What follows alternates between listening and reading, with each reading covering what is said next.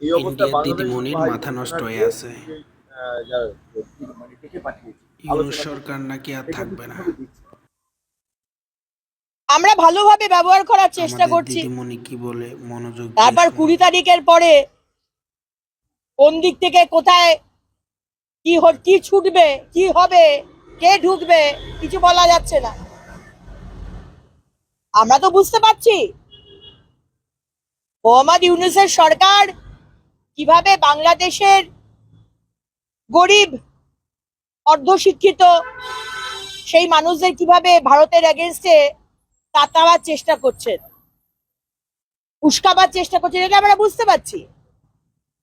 আপনারা কি বলছেন যে এটা মানা হচ্ছে না, কি ট্রিটি ছিল শেখ হাসিনাজির সঙ্গে, সেগুলো মানা চলবে না, জিরো লাইনে করে দিচ্ছে, কি গল্প দিচ্ছেন? যা হয়ে এসছে, যা ইন্টারন্যাশনাল ল সেই হিসেবে করা হচ্ছে। তো এগুলো করে কোনো লাভ হবে না মোহাম্মদ ইউনূস। 20 তারিখের জন্য অপেক্ষা করছি আমরা। 20 তারিখ পর অনেক কিছুই দেখতে পাবেন। তারপর মোহাম্মদ ইউনূস আপনি কোথায় থাকবেন সেটা একবার দেখে নিন। এই সমস্ত বিষয়টাকে সামনে রেখে এই পরিস্থিতি কবে সমাধান সূত্র বেরিয়ে আসবে? কারণ বাংলাদেশের যে সীমান্ত, সেখানেও একটা হাই অ্যালার্ট জারি করা হচ্ছে ভারত বাংলাদেশ সীমান্ত। এই যে পরিস্থিতি তৈরি হচ্ছে, দেখুন, আজকে বাংলাদেশ বলুন বা পাকিস্তান বলুন, দুটো দেশই তো ভারতবর্ষের, অখণ্ড ভারতবর্ষের অন্তর্গত ছিল। আর জওয়াহরলাল নেহরু আর মহাত্মা গান্ধীর জন্য আজকে দেশকে ভাগ হতে হয়েছে, এবং হতে হলো তো হলো সেইখানে যারা হিন্দুরা রয়ে গেল, তারা দেখলাম বছরের পর বছর তারা শুধু কমতে থাকলো। ভারতবর্ষের মুসলমান বাড়ছে, ফুলে ফলে তারা বাড়ছে। আর পাকিস্তান বলুন আর বাংলাদেশ তো আমরা সবাই জানি কি হচ্ছে। আর মোহাম্মদ ইউনূসের ইন্টারিম গভর্নমেন্ট, তিনি বুঝছেন যে তাকে যদি, এই সরকারকে যদি থাকতে হয়, ইলেকশন এখন সে করবে না, সে বলেই দিয়েছে। আর তাকে যদি থাকতে হয় বাংলাদেশের ইন্টারিম গভর্নমেন্ট হিসেবে, তাকে ওই মৌলবাদীদের কথা শুনে চলতে হবে।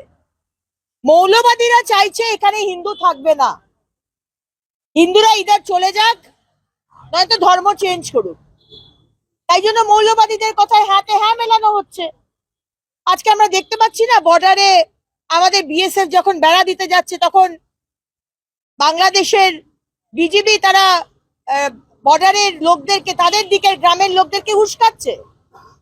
দেখো তোমাদের জমি নিয়ে নেবে ভারত সরকার, দেখো তোমাদের পুকুর নিয়ে নিচ্ছে, দেখো তোমাদের জমি বা বাড়ি নিয়ে নিচ্ছে, তাদেরকে উস্কানো হচ্ছে। কারণ তিনি ভাবছেন যে ভারত বিদ্বেষ, এইটাকে এজেন্ডা করে উনি রয়ে যাবেন।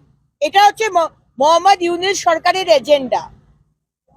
ভারত বিদ্বেষী শক্তি, তাকে বাড়াওয়া দেওয়া, ভারতের এগেনস্টে কথা বলে মানুষকে উস্কানি দেওয়া, এইভাবে উনি ভাবছেন উনি সরকারে থাকবেন।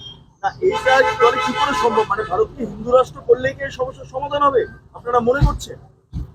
দেখুন, ভারতবর্ষকে হিন্দু রাষ্ট্র করা হবে কি না, সেটা তো আমার শীর্ষ নেতৃত্ব, কেন্দ্রীয় সরকার, মাননীয় প্রধানমন্ত্রী নরেন্দ্র মোদীজি ডিসাইড করবেন।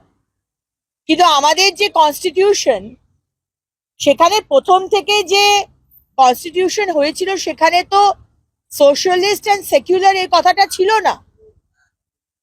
এরা তো চালাকি করে জওয়াহরলাল নেহরু এবং কংগ্রেস সরকার এবং ইন্দিরা গান্ধী এমার্জেন্সির সময় ঢুকিয়েছে। পুরো জিনিসটাকে ঘোট পাকিয়ে দিয়েছে এই কংগ্রেস। এবার হিন্দু রাষ্ট্র হবে কি না, সেটা আমাদের শীর্ষ নেতৃত্ব বলবেন, আমার বলার কিছু নেই।